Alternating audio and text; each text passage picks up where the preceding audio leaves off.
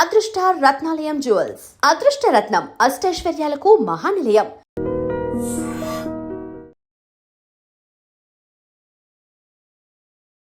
నమస్కారం, welcome to I dream. ధర్మ మార్గం విత్ విజిత కార్యక్రమానికి స్వాగతం.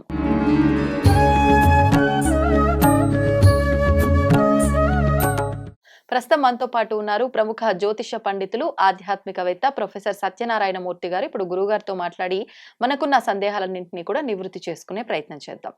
నమస్కారం గురుజీ. నమస్కారం మా విజిత. గురుజీ, మనం దేవతల గురించి మాట్లాడుకుంటున్నప్పుడు కొన్ని సందర్భాల్లో యక్షిణీ దేవతలు అని చెప్పి వింటూ ఉంటాం. అయితే ఈ యక్షిణీ దేవతలు ఎవరు, నిజంగా ఉన్నారా అనే ఒక ప్రశ్నను గనక మనం తీసుకున్నట్లయితే, మనం నవరాత్రుల్లో అమ్మవారిని ఆరాధిస్తున్న ఒక్కొక్క రూపంలో కొన్నిసార్లు మనం కాల రాత్రి అని చెప్పి ఇలాంటి ఒక అవతారాన్ని కూడా మనం అమ్మవారిని అలంకరించి పూజిస్తూ ఉంటారు. ఆ కాలరాత్రి అమ్మవారినే యక్షిణీ దేవత అని కూడా కొన్ని సందర్భాల్లో వాడుతూ ఉంటారట. అంటే ఇది ఎంతవరకు వాస్తవం అనేది అయితే నాకు తెలీదు. అసలు కొంతమంది అయితే ఈ యక్షిణీ దేవతలు అంటే ప్రకృతి యొక్క ఆత్మస్వరూపాలు అని చెప్పి, అంటే ప్రకృతి దేవతలుగా కొంతమంది ఉంటారు కదా, ఇలా రకరకాలుగా మాట్లాడుతూ ఉంటారు. అసలు ఈ యక్షిణీ దేవతలు ఎవరు, నిజంగా ఉన్నారా, యక్షిణి అంటే ఏంటి, వీళ్ళని ఆరాధించవచ్చా? ఇప్పుడు మనం ఏదైతే శివుడు, పార్వతి, లక్ష్మీదేవి, సరస్వతీదేవి వీళ్ళని ఆరాధిస్తున్నామో అదే విధంగా ఈ యక్షిణీ దేవతలను కూడా ఆరాధించవచ్చా? మరి ఆరాధిస్తే మనం అందరం కూడా కామ్యం కోసమే ఆరాధిస్తూ ఉంటాం ఎక్కువగా దేవతలు, అంటే భక్తితో కొంతమంది, కామ్యంతో కొంతమంది. అసలు ఏ రకంగా ఆరాధిస్తే వీళ్ళని ప్రసన్నం చేసుకోవచ్చో దాని గురించి కూడా తెలియజేయండి. యక్షిణీ దేవతలు ఉన్నారమ్మా. యక్షిణీ దేవతలు మానవుడి కంటే కూడా హైయర్ ఎనర్జీస్ అనమాట. మానవుడు ఇట్లాగా ఉంటే ఆ పై దేవతలు ఎవరంటే యక్ష, గంధర్వ, కిన్నెర, కింపురుష దేవతలు, త్రిమూర్తులు, ఆది పరాశక్తి, దుర్గాదేవి, ఇలా వరుసలో ఇది. మానవుడి కంటే క్రింద ఏమంటాడు భగవద్గీతలో క్లియర్ గా చెప్తాడు, నేచ మర్త్యాది యోనుల్లోకి విసిరేస్తానన్నాడు. మర్త్యలోకం అంటారు మన భూలోకాన్ని. సో ఈ క్రింద క్రిమికీటకాదులు, తర్వాత చనిపోయినటువంటి ఆత్మలు, రాక్షసులు, ఇలా మనం డౌన్ ఫాల్, ఈ క్రింద నెగిటివ్ ఒక ఎక్స్ యాక్సెస్ వై యాక్సెస్ తీసుకున్నప్పుడు 0 మనం మానవుడైతే, పాజిటివ్స్ అన్ని పైన, నెగిటివ్స్ అన్ని కింద. అందుకని క్షుద్రారాధనలతో కన్ఫ్యూజ్ అవ్వకూడదు. క్షుద్రారాధనలో ప్రేతాత్మల వేరు. ఈ యక్షిణి అనేటటువంటి జాతి దేవతలకి రాక్షసులకి మధ్యలో పుట్టింది. ఈ వీళ్ళకి కోపం ఎక్కువ యక్షిణికి, కానీ కామరూపులు వీళ్ళు. ఏ రూపంలో కావలిస్తే ఆ రూపంలో వస్తారు. అండ్ ఇప్పుడు for example highest top post లో ఉన్నటువంటిది ప్రైమ్ మినిస్టర్ అనుకో, ఆమె దుర్గాదేవి, ఈ సృష్టికి అధిపతి. పార్వతీదేవి అనుకున్నాం, లక్ష్మి, సరస్వతి, పార్వతి, వీళ్ళంతా టాప్ హైయెస్ట్ గ్రేడ్ దేవతలు. వాళ్ళ అసిస్టెంట్స్ ఉంటారు కదా, వాళ్ళే యక్షిణీలు, గంధర్వులు, కిన్నెర్లు. ఒకానొక సందర్భంలో మనం యక్షస్వరూపాయ జటాధరాయ అని మనం శివుణ్ణి కూడా యక్ష రూపంలో కొలుసుకోవచ్చు. అలాగే పార్వతీ అమ్మవారు అంటే దుర్గాదేవి కూడా కాళరాత్రి రూపంలో ఆమె మొత్తం అందరినీ చంపుద్ది కదా, రాక్షస రూపం కదా కాళరాత్రి కాళికాదేవి అంటే, అప్పుడు యక్షిణీ రూపంలో వస్తుంది నవదుర్గలలో ఒక రూపం కాళరాత్రి.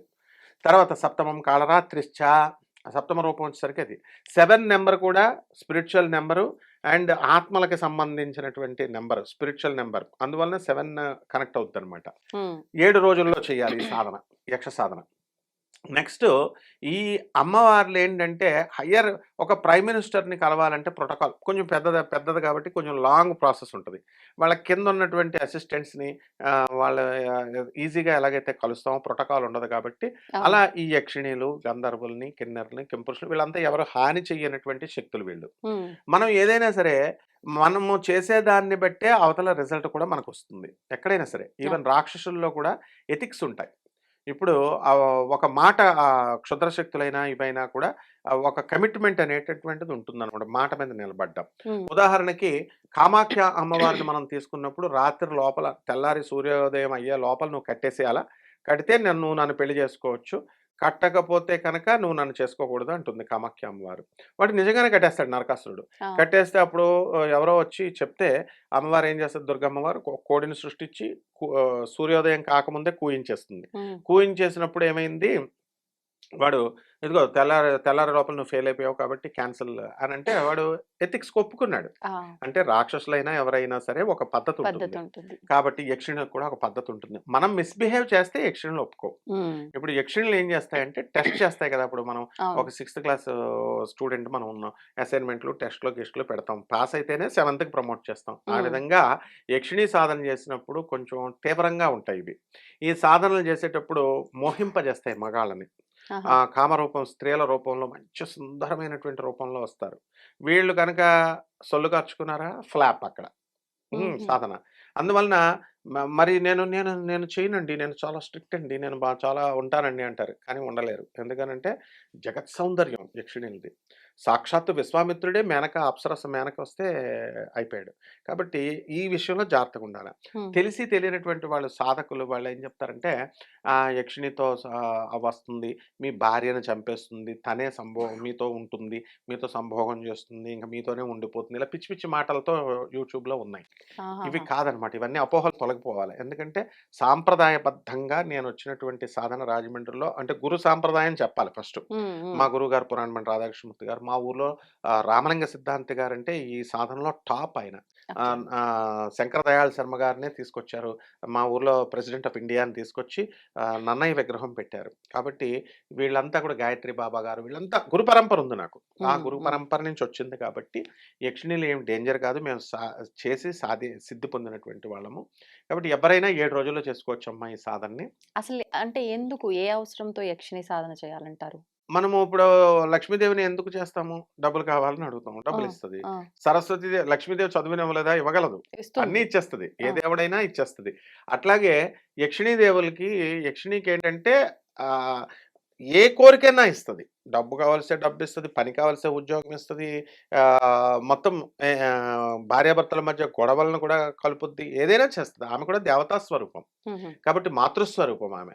కాబట్టి దీనికి ఎవరు సాధకుడు ఏ కోరికలతో చేస్తే ఆయా కోరికలను తీర్చేటటువంటి శక్తి ఆమెకుంది. అసలు అంటే ఏ రకంగా గురుజీ ఈ సాధన? మంత్ర రూపంలోనా, పూజల రూపంలోనా, ఎలా? మనం అమ్మవారిని ఎలాగైతే పూజ చేస్తున్నామో ఆవాహయామి అని అంటాం, వస్తుంది కదా అమ్మవారు. అలాగే ఈ యొక్క యక్షిణులు అనేక రకాలైనటువంటి యక్షిణులు ఎక్కడ ఉంటారు? వీళ్ళు వటయక్షిణి. వటవృక్షం అంటే మర్రి చెట్టు మీద ఉంటారు. కాబట్టి ఎవరైతే సాధన చేస్తున్నారో ఆ చిన్న మర్రి విత్తనం వేసుకొని చిన్న చెట్టు మనం చిన్న కుండీలో పెట్టుకుని అక్కడ దాని ముందు సాధన చేసుకోవచ్చు. చేసుకుని డైలీ వెళ్ళి మర్రి చెట్టు కింద చేస్తే తంతారు జనం.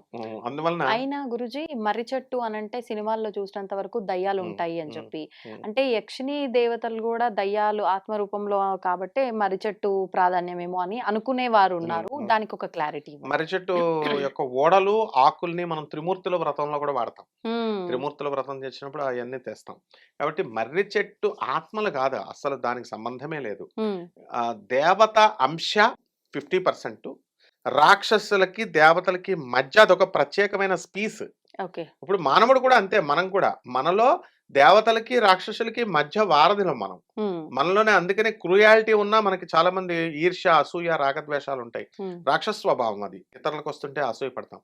అలాగే మామూలుగా మంచి చూడగానే పేదరికంలో పాపం ఎవరైనా ఇబ్బందుల్లో ఉంటే మనం హెల్ప్ చేస్తాం, అది దేవతా లక్షణం. అలా మనలాగే అదొక ఎనర్జీ.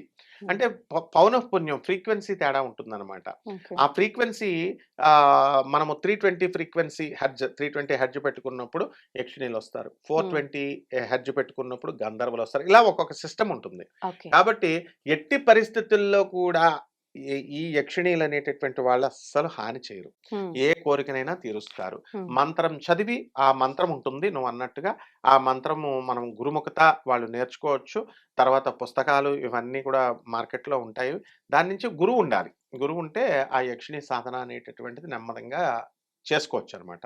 కాబట్టి అపోహ తొలగించుకోవాలి వీళ్ళు. ఏమిటంటే అవి హాని చేస్తాయేమో అని. హాని చెయ్యవు. మార్కెట్లో ఫుల్ బుక్స్ ఉన్నాయి. గూగుల్లో కూడా మొత్తం మంత్రాలన్నీ కూడా ఉంటాయి. గురుముఖత తెలిసినటువంటి వాళ్ళ పర్యవేక్షణలో చేసుకుంటే సరిపోతుందమ్మా. ధన్యవాదాలు.